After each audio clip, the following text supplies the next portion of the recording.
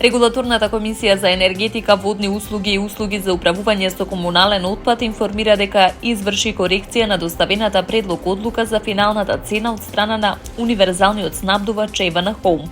Имено од 1 јануари 2026 година наместо предложеното зголемување од 7,66% што EVN Home го достави во одлуката, регулаторна по спроведените анализи и повторни пресметки одлучи во првиот блок да има корекција од 2,45%. Во вториот блок цената ќе се зголеми за 2,87%, а предлог зголемувањето на EVN Home е 8,54%. Во третиот блок цената ќе се зголеми за 3,32%, иако беше предложено да има зголемување од 9,63%. И во четвртиот блок зголемувањето е за 3,84% наместо предложените 11,86%. Во однос на ефтината тарифа, EVN Home предложува зголемување за 3,96%, а регулаторна одлучи таа да се коригира за 2,50%. Регулаторните анализи покажуваат дека сметките на домаќинствата што користат електрична енергија во првиот и во вториот блок ќе се зголемат за 2,59%. Оние што имаат потрошувачка и во третиот блок сметката ќе се зголеми за 2,79%. Изјави Марко Бислимовски, председател на Регулаторната комисија за енергетика. Од комисијата велат дека регулаторот има цел да дефинира крајни цени, што ќе гарантираат услови за непречено снабдување со електрична енергија, при што внимава да се заштитат потрошувачите од ценовен шок. Податоците покажуваат дека вкупно 64% од потрошувачите имаат потрошувачка во првиот блок, речиси 21% им се тарифира и во вториот блок, а третиот блок го користат 1,73% од потрошувачите.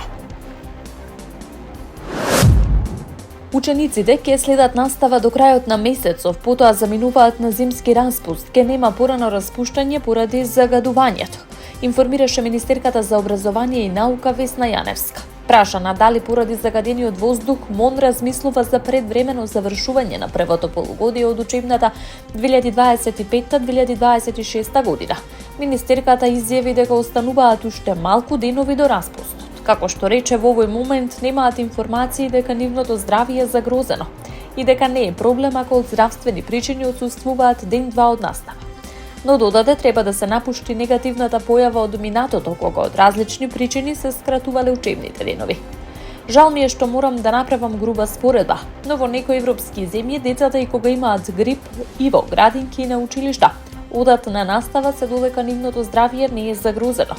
Ова го велам заради коментарите дека нашите деца многу учат и се оптоварени. Не се доколку здравието им е во прашање, секако лекарите и родителите ќе одлучат за тоа. Доколку не е ништо сериозно, сметам дека и да отсуствуваат ден-два не е проблем, истакна Јаневска.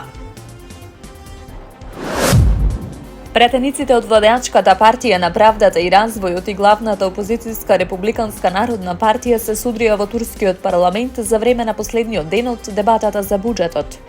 Конфликтот траеше околу 10 минути, а претениците се тепаа на средина од парламентарната сала. Председателот на парламентот Нуман Куртулумуш беше принуден да ја прекине седницата, додека безбедносните сили се обидуваа да ги разделат претениците во конфликтот.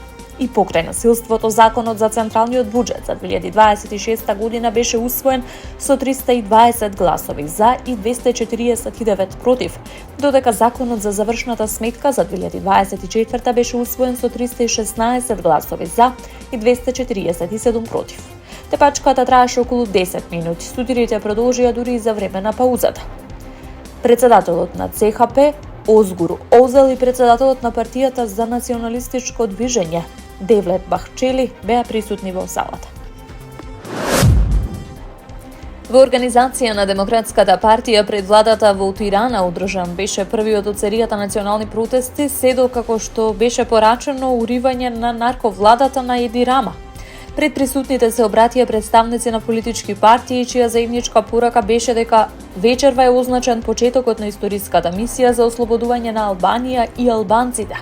Со падот на владата на Рама, формирање техничка влада и спроведување на слободни избори.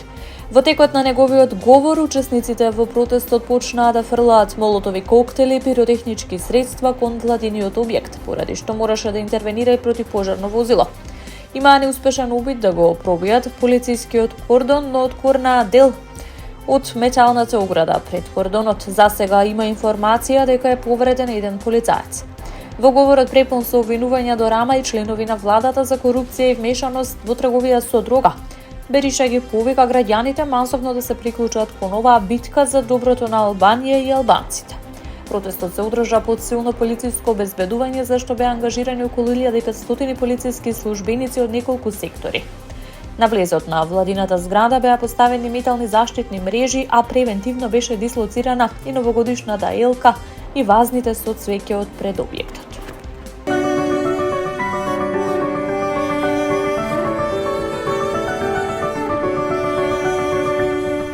Времето денеска облачно со повремени локални врнежи од дожд, на планините од снег. Наместа во источните делови врнежите ќе бидат побилни.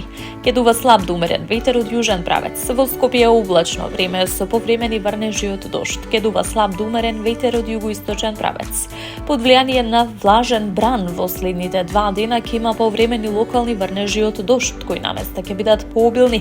На планините врнежите ќе бидат од снег и ќе се формира снежна покривка до 15 сантиметри, информираат од Управата за хидрометролошки работи.